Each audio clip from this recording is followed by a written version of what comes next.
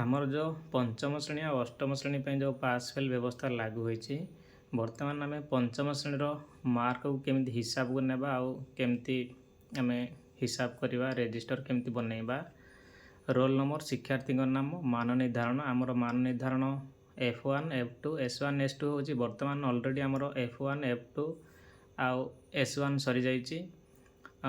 F1ରେ ମନେକର 20 ଆଣିଛି 25ରୁ, 2ରେ ସେମିତି 25ରୁ 20 ଆଣିଛି, S1ରେ ମନେକର ଗଣିତରେ 50ରୁ 30 ଆଣିଛି।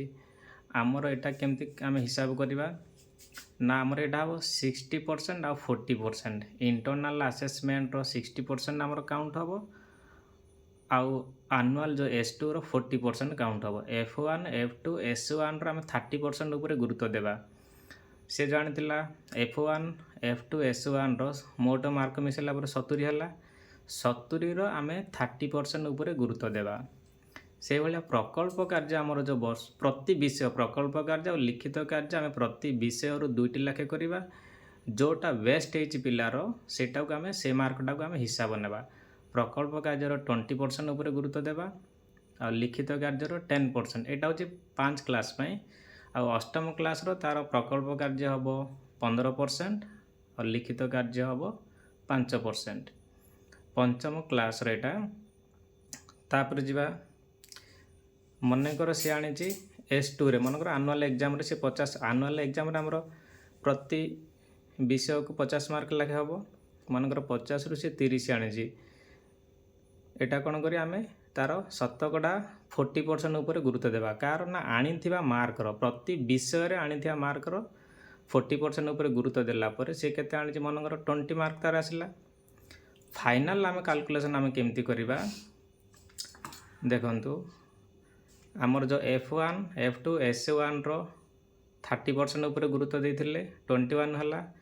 ସେଇଭଳିଆ ପ୍ରକଳ୍ପ କାର୍ଯ୍ୟର 20% ଉପରେ ଗୁରୁତ୍ୱ ଦେଇଥିଲେ ଆମେ, ଯେଉଁଟା ବେଷ୍ଟ ହେଇଥିଲା ପିଲାର। 2ଟି ପ୍ରକଳ୍ପ କାର୍ଯ୍ୟ କରିଥିବା ପ୍ରତି ବିଷୟର 16 ଆସିଥିଲା।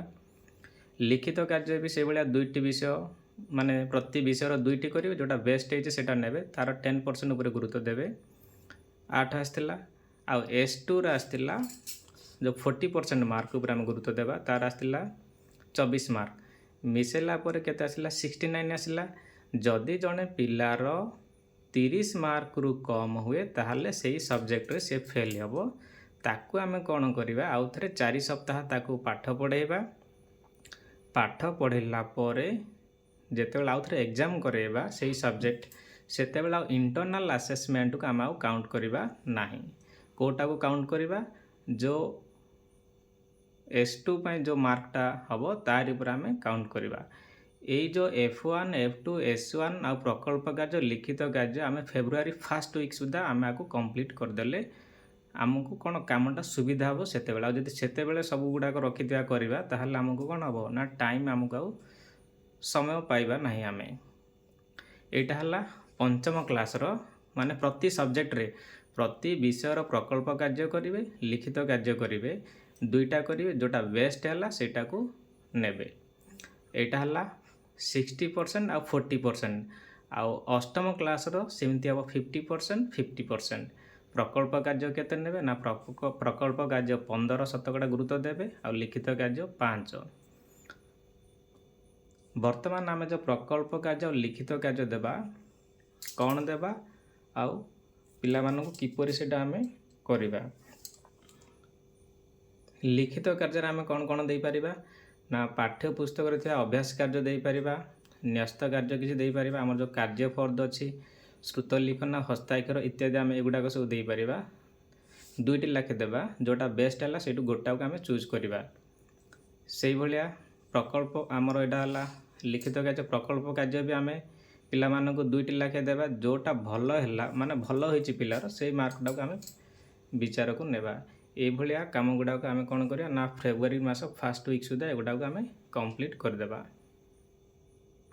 ଏଇଟା 60%, 40% ଉପରେ ଆମେ ଗୁରୁତ୍ୱ ଦେଲେ। ଆଉ ଅଷ୍ଟମ କ୍ଲାସ୍ ସେଇଟା ହେଉଛି 50-50। ପ୍ରତି ବିଷୟର ଆପଣ କରିବେ, ପ୍ରତି ବିଷୟ ପାଇଁ ପ୍ରତି ବିଷୟର ପ୍ରକଳ୍ପ କାର୍ଯ୍ୟ କରିବେ, ଲିଖିତ କାର୍ଯ୍ୟ କରିବେ।